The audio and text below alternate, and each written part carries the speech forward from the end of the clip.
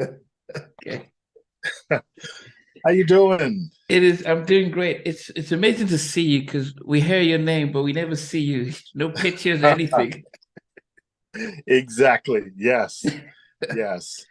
It's good to talk to you. Good to Yes, talk.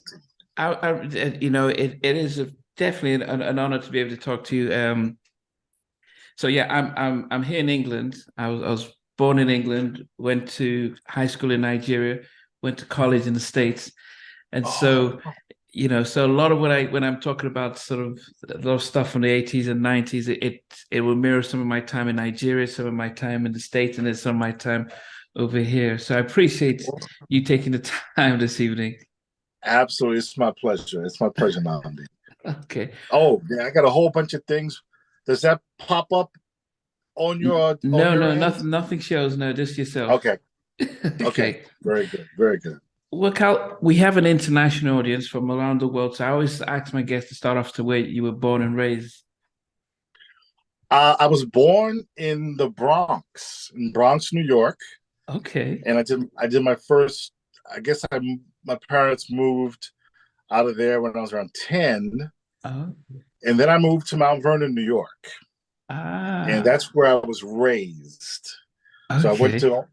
to, junior high and high school, a little bit of elementary school. And that's where my roots are pretty much are in Mount Vernon, New York. Okay, so it's interesting because I said we would always just assume yes, you're from Mount Vernon and stuff, but actually being born and raised brief, for your first 10 years in the Bronx. I recently just saw a documentary about the origins of hip hop, and Chuck D was presenting it, and they painted such an interesting picture about the Bronx, one where everything goes with the hip hop, but then also a place of neglect and derelict as well. What was your experience in those early days before you moved? Well, none of that. My parents, we lived in a pretty nice neighborhood in the Bronx, and they Okay. sheltered us from, my brother. I have an older brother and a younger cousin who kind of grew up with me, and we were sheltered from all that. We didn't have to deal with any neglect or, um, all the strife and the struggles of the Bronx and New York City as a whole. We were sheltered from that. So, by the grace of God and my parents, I had a pretty happy, fulfilling childhood in the Bronx. Okay. Any idea why you guys moved to Mount Vernon then? You know what? Parents wanted to move to the suburbs. They Okay. want. We lived in an apartment in the Bronx, and my parents wanted a house, so we they Ah. moved us out to the suburbs and trees and grass, and which we don't get a lot of in the Bronx. Okay. And that was a very very happy childhood, and just moving up, I guess, is what they did. Okay. And Mhm. then in the and I guess for some of us who aren't in the States, when you think of Mount Vernon, I mean, apart from the fact that B.Sure and Heavy D keep talking about it, money, and we don't really have a picture of it. So is it like so it's like the countryside, a quieter town and or Yes, yeah, it's definitely, well, I wouldn't say countryside, but okay. it's definitely slower than the city. We're right outside of New York City. It's a whole different county. Um, as I said, just more houses and just the more suburban lifestyle that a lot of people always look as moving up from the city. But Okay. very, very, very quaint town. Um, just a beautiful place. I Okay. was lucky to grow up there. Yeah. Wow. And then we know you as into music, but then how did you get into music then as a kid? Good question. My dad was a musician. He used to play in clubs in New York City when I was a child. I was always had musical instruments in my home. I grew up with them around me, and just being able to have drums and piano and guitar, I was surrounded by the instruments. So as a child, I picked it up, especially piano. That was where I really found that as to be my passion. Even took piano lessons when I was 6 or 7 years old. So it was in the home. It was definitely my parents, especially my dad. Was he a full-time musician or was it just a hobby for him? No, it was a hobby for him, but I mean, it was professional. I mean, he was a school teacher, Okay. dean, college professor who Wow. on the side would, after that was done, he would go and do gigs at night, and then come home and sleep for an hour and go teach, in the New York City school system. He was a trooper, so that was his passion. He was a great singer. And the singing didn't come down to me, but definitely the love of piano definitely did. I was surrounded by it. Oh, it kind of mirrors what because I'm a child psychotherapist and that's what I do during the day. So the clinics and stuff, and then I'm also in grad school. And so, but then in the evening, so it's about 9:30 at night. So I'm doing this, and I love doing this, and it helps me not get too focused on the mental health side, and I can just separate. So when you talk about how your dad just mirrors the two, I can just imagine how you need to get away from when you're working with kids and stuff, and the stresses of things, and just having an outlet where you can just not overthink and stuff. Yeah. So I was just saying how your dad mirrors what I did, that sense of you do work with kids and in the system, and then you just want to have a break from it. Yes, yes. If exactly, you got a day job but you got a passion and you got to fit it into your life, wherever that time is. It could be overnight. You got to do it. Yeah. So for you, when you were learning the music and seeing what your dad was doing, was it ever something that you really said, "Well, I can make it into this," or what was it for you? What was music for you?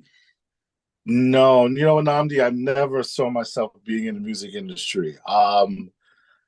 It just my parents were educators, so Ah. college, it was college and go on and get into business. That's what I was trained to do. And um, I'll be sure, as you mentioned, he's my younger cousin. So when I went away to college, him and Heavy D and Eddie F, they were really close buddies in high school. And when Heavy D and Eddie F got in the business, Al B. Sure followed along.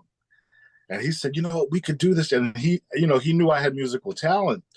So Al B. Sure was telling me, oh, we got to do this. I said, man, I left music alone a long time ago. I'm in school. And you could feel Al B. Sure was just driven to be in the music industry. And it was one summer I came home from school and Eddie F would come over and we would just make music and we were making magic. We didn't know it, but it was like, whoa, this is really cool. I even went back to school. And then when we met Andre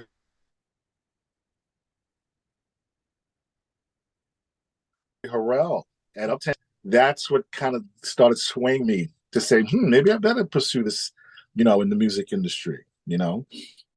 Oh, finance and accounting. Oh wow. Okay, that you were just doing Yes, business. Okay. yes, yes.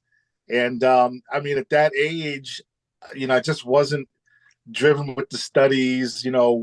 I just felt this excitement that everybody around me was dealing with back at home. And I went to school far away from where I grew up. So everyone else was in this industry. And I'm like, wait, what am I doing? And Al B. Sure and Eddie F was like, this is what you need to be doing. You got the talent.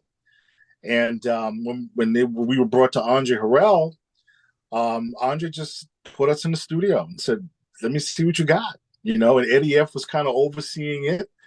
And we had no idea what was going to come out. But you know what? God was on our side.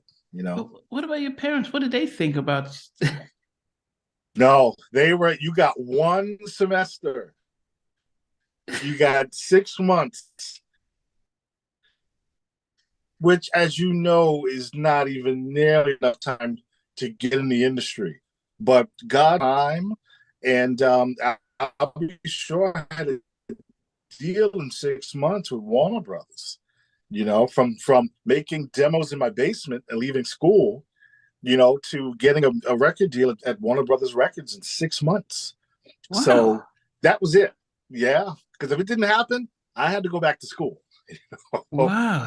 So it, it's amazing, just to hear that, because it never happens that fast, but it did. I'll be sure. Yeah. So, but then how does it work for yourself? Because I remember when I interviewed Glenn G Wiz, and he was telling the story about when Heavy and Eddie got signed. And I said, but what about, were you signed with Troy? And he says, well, not necessarily, because they were signed and then we were sort of part of it. And eventually they kind of signed, but initially that they got signed and they just sort of were looking after us. So when Al gets signed, what happens to you? Do you get signed alongside him, or? Andre Harrell, who also had a management company to go along with his record company, he signed me as a producer to his Oh, management company.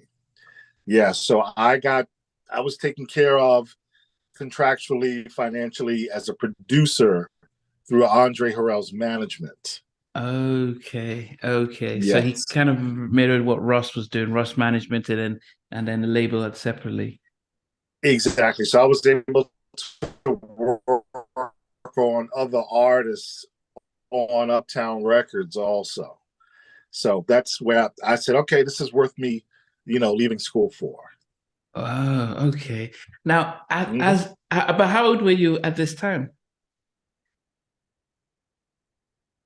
Ooh, I was 20, 21 years old, around there. Yeah, 21. Okay, so So within that, I was still, I, I'm sorry, go ahead. yeah, no, no, you're still what? Go ahead, sorry. Oh, so yeah, so I would, I still had time. If I didn't like what I was doing, I Yeah. could still go back to school. But no, the success came so fast. Everyone looked at me like, no, you're in the industry now. You just got a triple platinum album. So it happened really, really fast. Hey guys, thanks for watching. Thanks for being part of the Halftime Chat community. Please remember to like, share, and subscribe. But most importantly, why don't you consider being a member? That's a way of supporting the channel, but also getting a lot of videos ahead of time, a lot of behind the scenes stuff, and some exclusive content that doesn't get shared. But anyway, thanks for watching and thanks for being part of Halftime Chat. Sweet.